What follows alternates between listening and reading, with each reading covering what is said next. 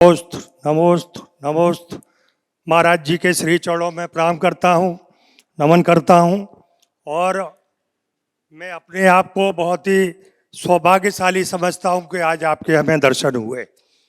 महाराज जी, मेरे मन में एक हमेशा चिंता रहती है कि हमारे देश के नौजवानों को पहले फिल्मी दुनिया और फिल्मों ने नुकसान पहुंचाया और बर्बाद किया।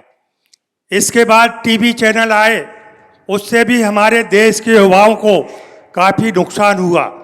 जब टीवी चैनल पे ऐसे कई दृश्य आते हैं जब हम अपने बेटे बेटी और नाती पोतों के सामने देखते नहीं हैं, एक बार हमें वहाँ से जाना पड़ता है।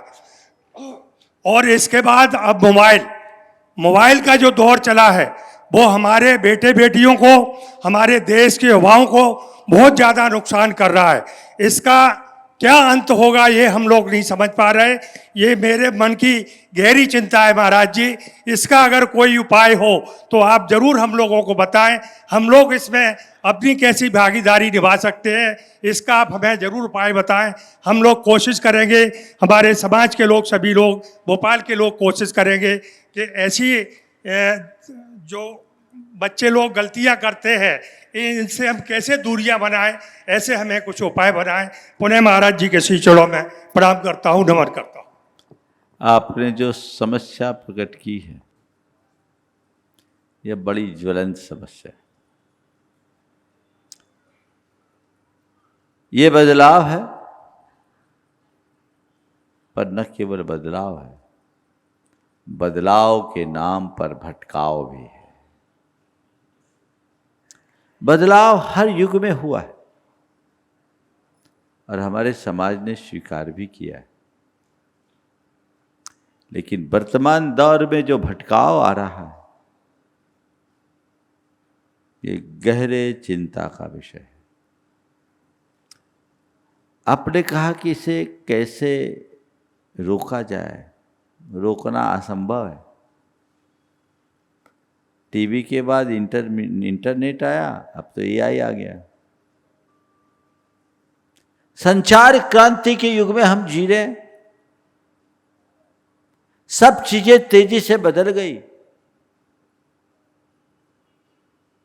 इससे कैसे बचा जाए, इसे नहीं रोका जा सकता। आप कहो कि आपका बच्चा मोबाइल ना ले, तो अब तो दूध पीता बच्चा मोबाइल से ही खेलता है। हालांकि उसके दुष्परिणाम रोज बताए जाते हैं, लेकिन बचा नहीं जाता। माँ बाप भी सोचते मोबाइल पकड़ा दो और पिंड छुड़ाओ। अब खिलौना खत्म, मोबाइल ही सब कुछ हो गया, क्योंकि पीढ़ी पूरी तरह डिजिटल बनते जा रही। इसे रोकना संभव नहीं, पर मुझे एक ही उपाय दिखता है, वह है औचित्य का बोध। बच्चों को मोबाइल मत देखो, मोबाइल से दूर रहो, ऐसा कहने का कोई असर नहीं पड़ेगा। तुम जितना दूर रहने की कहोगे वो उतना ही पकड़ेगा, नहीं होगा तो छिपके लेगा।